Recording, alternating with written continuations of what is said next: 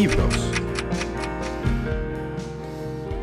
Los grandes casos policiales nunca concluyen. Osvaldo Aguirre propone un recorrido por historias sin final que retoman una y otra vez como un desafío imposible de resolver.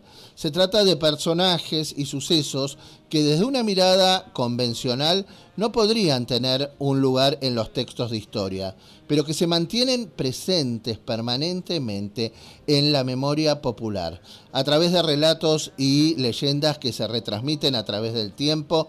La desaparición de Marta Stutz, Jorge Burgos, el descuartizador en 1955, el caso Pengerek en 1962, capítulo dedicado también a los exterminadores como Robledo Puch, Mateo Banks, Langeni, entre otros, parricidios, Oriel Bryan, la doctora Jubileo, Jimena Hernández, el crimen de la Payanca, tantos enigmas de la crónica policial, muchos de ellos sin resolver. Osvaldo, buenas tardes, bienvenido a Latitud 17, bienvenido a FM Tuye. ¿Cómo te va? Hola, buenas tardes, Juan Pablo. Muchas gracias por atendernos. No, gracias a ustedes. Bueno, has hecho una revisión muy completa, ¿no? De cantidad de casos que quedan permanentemente en el inconsciente colectivo y de algunos que uno dice, ¿cómo no se pudo resolver? Por ejemplo, Oriel Bryan, por ejemplo, Jimena Hernández, la chica que aparece ahogada en la pileta, ¿no? Del Colegio Santa Unión. Sí, esa es justamente, digamos, una pregunta que me hacía cuando estaba escribiendo el libro, ¿no? O sea, ¿cómo fue que estos casos no se pudieron resolver? Y bueno, las respuestas, o sea, hay como elementos comunes, pero varían de un caso a otro, ¿no? Algo que se repite en todas estas historias son las malas investigaciones, los errores judiciales, las torpezas de la policía, a veces digamos, con mayor o menor intención, ¿no? Entonces ese es uno de los problemas así más frecuentes que uno puede encontrar además como una especie de constante en la historia criminal argentina, ¿no? Porque uno lo puede ver tanto en un caso como el de Marta Stutz, que fue a fines de los años 30, sí, como por ahí en un caso más reciente como puede ser el de Nora Dalmazo en Córdoba, ¿no? ¿Qué crees que influye? A veces hay poderosos detrás que pueden con la justicia, que pueden con la policía, o realmente hay investigadores muy ineficaces.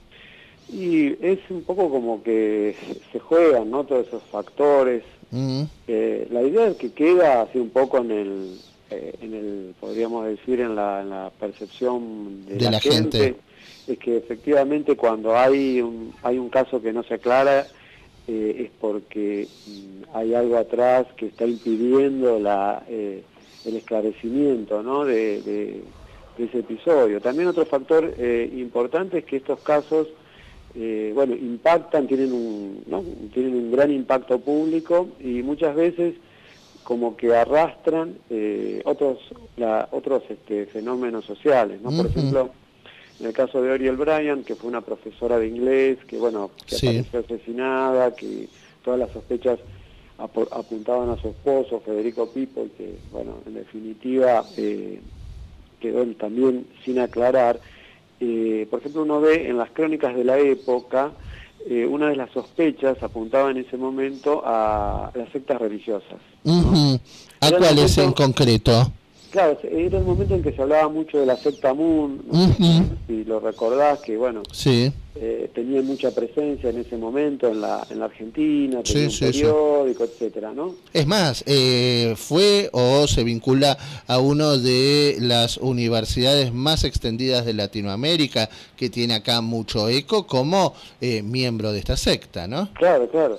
Entonces, como Pipo, el esposo de Oriel Bryan, habían asistido a alguna de esas reuniones, como que se surgió toda una cuestión así muy fuerte, pero que en definitiva no se pudo comprobar nada.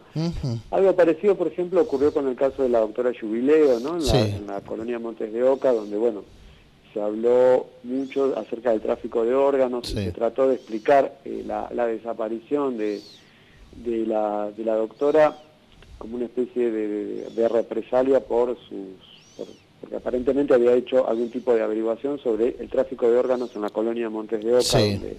donde trabajaba, ¿no?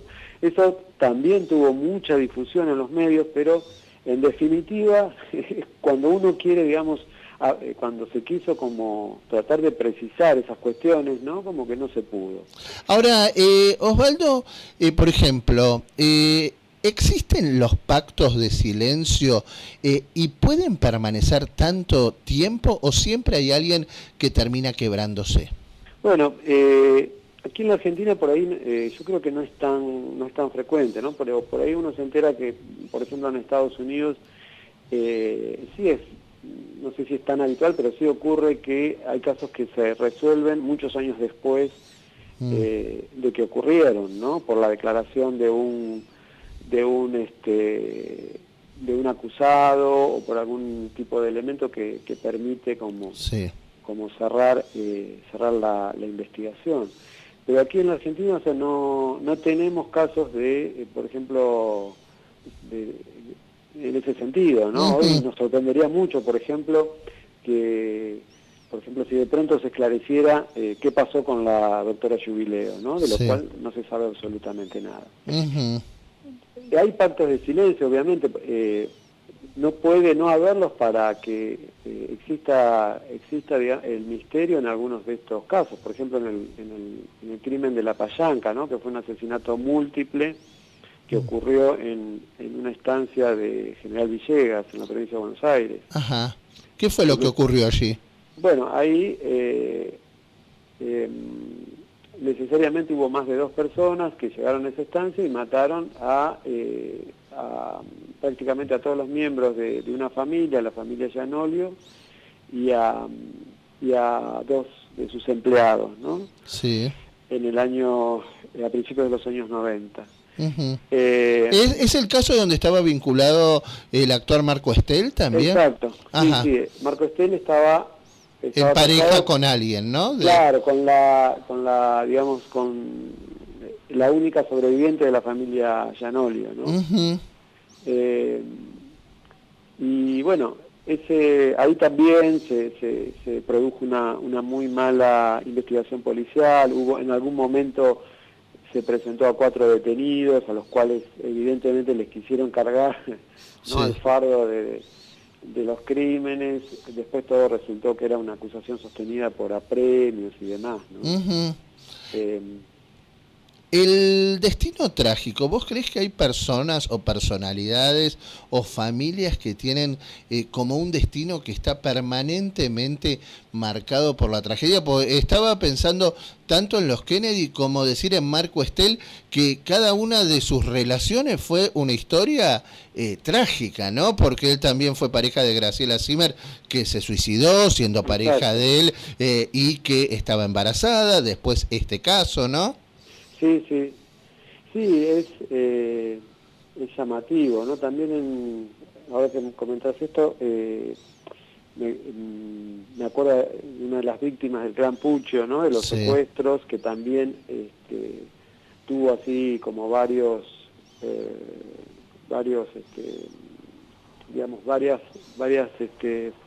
personas en su familia que fueron víctimas de otros hechos delictivos, ¿no? Uh-huh. Sí. Hay mucha impericia en el sistema judicial que según el juzgado donde recaiga la causa, cuánto o no se investigue. Es decir, había a veces factores en común que si caía en tal juzgado y venía muy difícil y compleja la causa ahí, difícilmente se pueda esclarecer. Sí, bueno, un ejemplo en ese sentido fue el del caso de Jimena Hernández, sí. ¿no? Donde fue muy cuestionada la actitud del juez, el entonces juez Luis Sebasco, que impuso un secreto de sumario muy prolongado y que de alguna forma avaló o no advirtió lo que terminó siendo el talón de Aquiles de toda la investigación, que fue la primera autopsia, ¿no? donde firmaron 2 forenses que no presenciaron, ¿no? El examen. Uh-huh. Entonces ahí en ese momento, por ejemplo, la actuación del juez fue decisiva en que la investigación se frustrara, ¿no? En otros casos también se han dado cosas así más llamativas, por ejemplo en el caso de Marta Stutz, que fue una nena a la que secuestraron en Córdoba. Sí. El juez no tuvo mejor idea que convocar a un astrólogo, ¿no? Entonces, cuando llamaba a alguien a declarar, el astrólogo estaba también presente, ¿no? Y bueno, todo eso terminó, por supuesto que ahora nada, ¿no? Porque no pudo resolver el misterio. Osvaldo, vos mencionabas lo del astrólogo, pero en Estados Unidos, por ejemplo, lo vemos permanentemente en las películas, la presencia de videntes, ¿no? Sí, es cierto. ¿La policía en la Argentina hace uso de este tipo de cuestiones o las descarta? Mira, en los casos que tomo en el libro hay un solo caso donde se registró la intervención de videntes, aparte de de Stutz, que es el caso de la doctora Jubileo.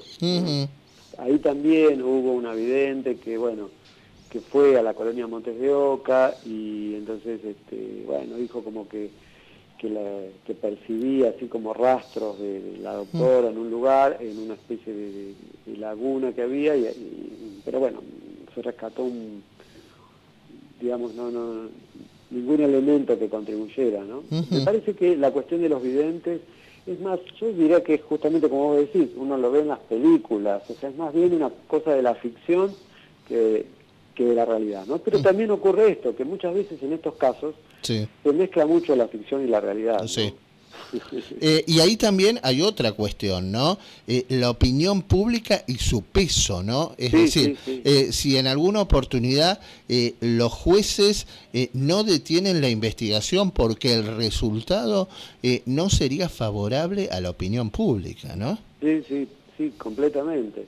Es que la opinión pública ya tiene formado un preconcepto. Acordate con lo de Mangieri. Sí. Al principio todas las miradas estaban puestas en el padrastro. Exacto, sí, fue notable. Ahí, bueno, lo que también, ese caso lo que nos mostró mucho fue justamente la incidencia que tienen los relatos periodísticos, ¿no? Cómo se construyen los relatos de los crímenes a través de la prensa, ¿no? Efectivamente, en las primeras horas después del crimen, todas las sospechas parecían apuntar en esa dirección, ¿no? Oriel Perdón, no quería interrumpirte, perdóname. No, justamente, mira, iba a comentar algo de Oriel Bryan, ¿no? Sí. Que hay algo que a mí me parece muy significativo, es que cuando uno recorre la historia hoy en el presente, la puede comprender de otra manera que en el momento en el que ocurrió, ¿no? Porque lisa y llanamente cuando hoy uno empieza a ver, bueno, cómo era la vida familiar de Oriel con su esposo, ¿no? Todo el historial que tenía de castigos, de malos tratos, se comprende claramente que se trató de un femicidio, ¿no? Claro. Pero en ese momento no existía, digamos, ni siquiera la palabra femicidio, o sea, cuando uno recorre las crónicas de la época, obviamente no lo encuentra. Y también es algo que pasa en el caso de, que vos mencionaste al principio, de Jorge Burgos, que fue el descuartizador de Alcira Mettiger. ¿Ese caso fue dónde y cuándo? Eso ocurrió en Buenos Aires en 1955. Jorge Burgos era un corredor de seguros que vivía en Barracas y Alcira Mettiger era su novia, pero tenían una relación así un poco platónica, ¿no? Ella tenía otras relaciones y bueno, él en definitiva la asesinó, la descuartizó y distribuyó sus restos en distintos lugares de la ciudad, ¿no?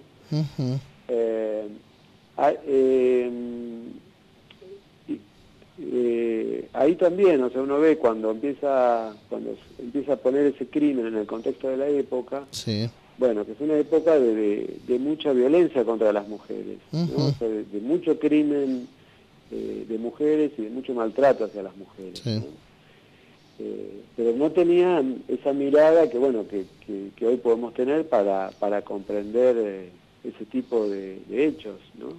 Yo no quiero darle ideas a los asesinos, pero hay un ácido que hace desaparecer totalmente un cuerpo, ¿no? Ajá. Y no entiendo por qué los asesinos, que cuando quieren escaparse, no lo utilizan, ¿no? Y bueno, no sé, yo tampoco me voy a poner en la cabeza de los asesinos, pero supongo que esos momentos son momentos de extrema tensión y nerviosismo, pero sin embargo uno puede ver que hay asesinos que son muy cuidadosos, Sí. ¿no? Para borrar sus rastros. Uh-huh. Por ejemplo, el caso de Jorge Burgos, que mencionamos recién, él fue muy prolijo en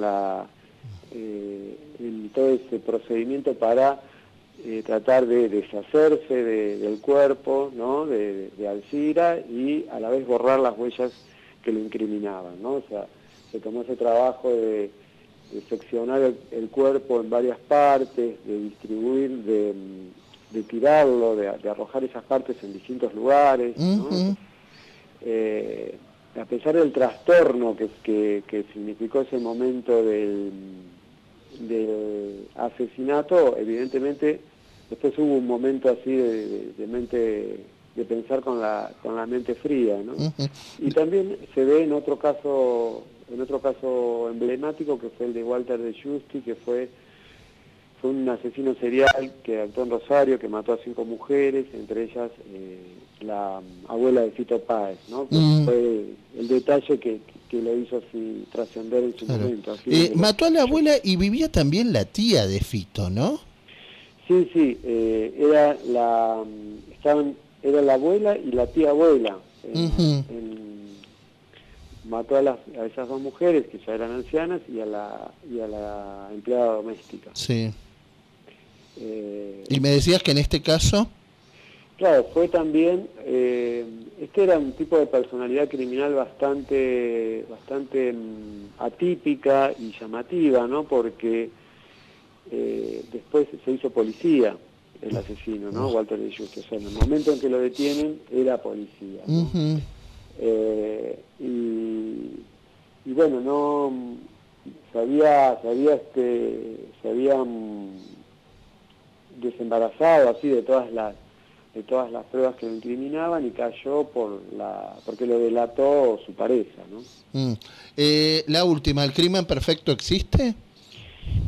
Y bueno, sí, yo creo que sí, porque la historia criminal argentina está llena de crímenes perfectos. Jimena Hernández, Oriel Bryant, no se investigan más, ¿no? Y no, o sea, el caso de Jimena Hernández, los intentos de la familia, bueno, llegaron hasta no hace muchos años atrás, pero bueno, ya tropezaron con los límites de tiempo, la falta de datos para seguir investigando, ¿no? ¿El libro se llama? Enigmas de la crónica policial. ¿Vos te llamás? Osvaldo Aguirre. Osvaldo, muchísimas gracias por pasar esta tarde por Latitud 17. ¿Te parece bien si sorteamos un libro entre nuestros oyentes, autografiado por vos? Sí, me encantaría. Muchas gracias y que tengas una muy buena tarde. Gracias, igualmente.